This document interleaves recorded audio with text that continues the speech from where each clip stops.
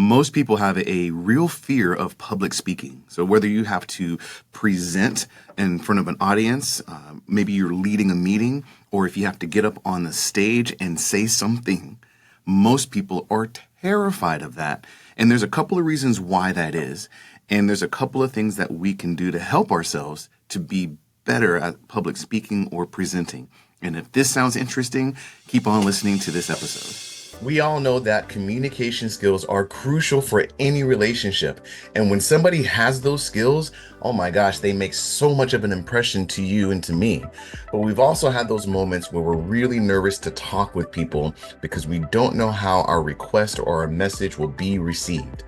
Well, this podcast, fortunately, is going to go over all the things, the science, the tips, the tricks, and the ways to make sure that you can have the best relationships that you can through the way that you communicate. And after listening to these episodes, you can do so fearlessly with confidence, knowing that you can be relatable to anybody you choose. Welcome to the Attractive Relationships Podcast. All right, so there's a few reasons why people have such fear of presenting in front of an audience, especially if it's an audience in front of their peers or an audience of some sort of significant size.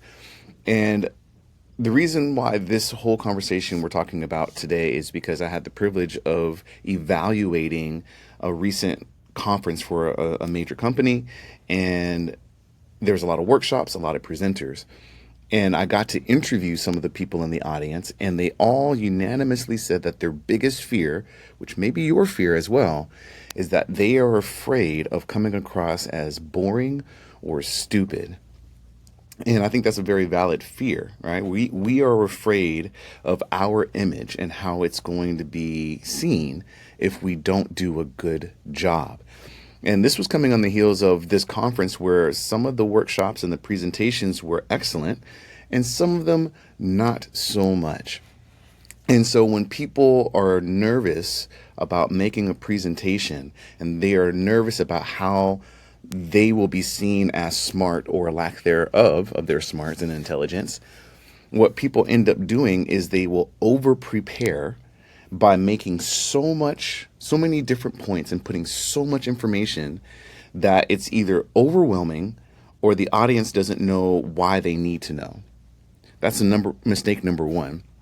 And number two, in an effort to maybe not be boring and to be more memorable, there's this almost forced humor. Have you ever seen that? People give a presentation and they try to be funny, but it's not funny. And in fact, it feels inauthentic. That's the second mistake people do in an effort to come across as smarter and more charismatic and not to be looked at as stupid or lacking intelligence. And so we address this issue here because the more confident that you are, not just in the content that you are presenting, but also in the separate skill set of actually presenting. So you got content and then the skills to talk. When you're confident in both of those things, you will seem more polished. You will have a better effect on your audience. And all of us from time to time are going to have to present in front of an audience. I was very fortunate that my mother, when I was 9 years old, put me in a school for public speaking. That way I wouldn't have these nerves in these moments that are inevitable to happen. And now in my adult life, having to be in front of an audience over 7,000 times in my life, I have figured out some of the things that have really worked well, and I'm able to really dissect the things that went well and the things that don't go so well, as I was able to do in this recent conference in evaluating their performances. And I'm going to share these things with you so that way you can do better when you present, when you're making a sale, when you're giving a public speech. And let's get right into it. I'm going to tell you, first of all, the one thing that I always keep in mind that one of my mentors in my younger age had told me, and I never forgot. And what he said is, when it comes to speaking, he said, some people just make a bunch of points. And some people deliver a message. Make sure you deliver a message.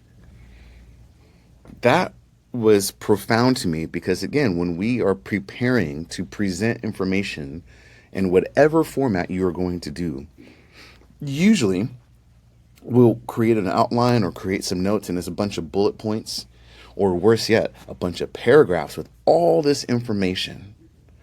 And all that does is deliver a point or multiple points. I'll give you an example of an experience that I had where there was a school dedication, and a lot of different people were coming up to make a presentation to celebrate the namesake of that school, as the school was named after a person. And everybody came up there, and as they're talking glowingly about the person that this school was named after, it was very boring. And it was boring and it was hard to stay awake because all people did was talk about their personal experience with that person, look at what this person's did, and basically made a bunch of bullet points that sounded like somebody's resume. When has a resume ever been exciting? All right. Or when has a book that was strictly factual ever been funny with some forced laughter in there every so often? And yet, this is what most people do. You might have found that yourself. And so, if you're going to make a message, how do you do that instead of just making a bunch of points? Because when you deliver a message, not only are people engaged with it, but they're going to remember it and then be inspired by it or move to action by it. Well, here's how you deliver a message. Hey guys, real quick, I am sure that all of us have had the moments where we're a little nervous or afraid to talk to somebody because we don't know how they're going to respond. Are we going to be able to talk to our life partner without them getting upset? Or are we going to talk to our boss to get that raise or that interview for that job? If we ever get nervous in those moments, we have to fearlessly communicate in a way that's effective to get the things we want and need. And if you want to know how to consistently do that, there's a formula and a program on exactly how to do that. And it's called the Be Fearless and Effective Communicators Program. If you are interested in learning more about that, you can click the link that's in the show notes, or you can go to attractiverelationships.com/fearless. And what I would say is a message is a story that makes your audience the hero. And the cool thing about this is you can make a story out of things that are very boring and somehow still make them interesting. I'll give you an example of what I recently went to again in this conference. The company was all about yogurt, and as you can imagine, I can't imagine very many riveting conversations around yogurt. When was the last time you had one? I would bet money you probably haven't. And if there was a discussion, it was very short. So how do you make yogurt interesting? You're going to go and present to an audience to get them excited about the yogurt business. How do you make it interesting? Well, you tell the story. So here's an example. Let's say in this yogurt business, there's, let me back up actually a little bit. The anatomy of a story that makes your audience the hero. Obviously, there's characters in the story, and your audience, again, is the hero. If the audience is the hero, there needs to be a villain that the hero defeats. And so that is kind of like where we start. And your role, you are not the hero. You are not the one that needs to worry about how you look. You need to worry about how the hero looks. And you are just there to guide them along their journey on being the hero. Now that we understand the characters, you are the guide, you have the hero, you have the villain. Now that we understand the characters, the one thing that I would say we really want to understand is that the story does not get interesting until there is conflict. All right. So somehow this hero, which is your audience, needs to imagine themselves in some sort of conflict that they have to then transform into something better in order to defeat the villain. How in the world do you do that talking about yogurt? I'll tell you how. Here's an example. So, in this one particular example, this company, without giving up too much information, was talking about how they are innovating new product in order to give people what they are really looking for that they currently don't find. Now, the old way, the way most people do it, will say, hey, everybody, we've launched a new product, and this product is called this. And this product, what makes it so good is this point, and this point, and this point, and this point. And you can see how this gets very boring very quickly. Or, to deliver the message, you might start with the challenge. There are people out there that their doctors are telling them that they need more protein in their diet. And when they go to the grocery store to find these options, some of them are so full of sugar or preservatives and other things that the doctor would not want for them that it becomes a real struggle for them to find what they want. And what we need is for you to help those people find the right product. But where do they go? Well, that's the reason why we have introduced this new product of yogurt that is high in protein and has none of the bad stuff. So if you can imagine now that you are in the grocery store and you find people that are looking for a good option for their health, we can now show them this product. And therefore they can overcome their health scare. Do you see how that is a story that delivers a message? If you can do that with yogurt, you can do that with anything. So that is, in a nutshell, what makes a good presentation or a good public talk. The only other caveat I would say to that is if you are teaching. Now, one of the things in this conference that they did really, really well is that they engaged people in teaching. In fact, in the education world, teachers often have a phrase that says the more talking you're doing, the less learning your audience is doing.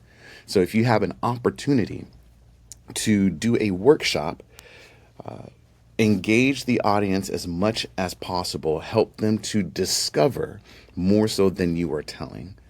And this is obviously the nuts and bolts, the very nitty, like the very macro view of how to deliver a message when you are public speaking or presenting. So I am creating a whole nother workshop. If you would like to know more about how to be a better presenter or public speaker or coach, if you are in sales and you've got to present to your potential client and you want to do so in a way that doesn't sound like you're talking at that person, but you're collaborating with them, delivering a message of why you're so awesome, I invite you to see the website with the link below. But hopefully this helps. Again, if you are nervous about public speaking, recognize that it's less about you and it's more about telling the story where your audience is the hero, where they are overcoming a challenge to achieve an objective that allows them to be awesome, and you, with your words, are simply guiding them through their journey. All right, so I will look forward to hearing from you if you click the link below. Until then, I will talk to you next time. As we come to the end of another episode of Attractive Relationships, I want to express my gratitude to you for tuning in. Your support really does mean the world to me. Now, if this episode brought you any value, I would truly appreciate it if you shared this podcast with anyone that you think could benefit from our discussions on effective communication and relationship building. Until next time, remember, great relationships start with great communication. So stay curious, stay compassionate, and keep building those attractive relationships.